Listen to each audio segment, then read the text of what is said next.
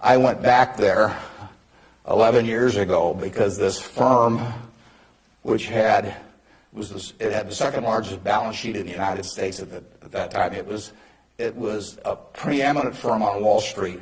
John Goodfriend, who ran it, had his picture on the front of Business Week as the king of Wall Street. And in late in April 1991, he made a fateful decision. It was reported to him that an employee down the line had flim-flammed the U.S. Treasury, had broken some rules, tried to play games with him. And John did not report that fact to the Treasury or to the Federal Reserve or to the SEC or to anybody else. He didn't do anything wrong himself, but he got behind the curve. He didn't report it. The president of the company, Tommy Strauss, didn't report it. If you saw that Katie Couric show on Sunday night on the Central Park Jogger, Tom Strauss was on there, but Tom Strauss ended up losing he was president of Salomon Brothers. John was chairman, John Goodfriend.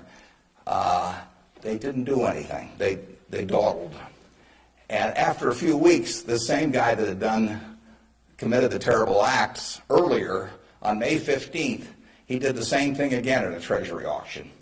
And now they were in this terrible pickle because they had known about this on about April 28th, that this guy was a bad actor, and they hadn't done anything. And now on May 15th, he does the same thing again. And now if they go, they start feeling if they go and talk about it, that people will say, well, why weren't you in here before? So they just kept trying to shove it out of their mind and do other things. And it came within inches of destroying the firm. It destroyed their careers. I mean, John Goodfriend had spent 30 years in Wall Street and had a fine reputation. The king of Wall Street was brought down by one simple act of omission. All he had to do was pick up the phone. Jerry Corrigan was head of the New York Fed. He had to pick up the phone and say, Jerry, you won't believe this, but this crazy guy in our Treasury Department, a fellow named Mosier, has just done this thing, and I'm terribly embarrassed, and what can we do to make it right? I mean, and Jerry Corrigan, being Jerry Corrigan, would have turned red in the face and gotten very mad and issued a lot of language I couldn't repeat here, but in the end he would have said, thanks for calling and telling us about it immediately, and we'll slap a fine on you or do whatever is appropriate.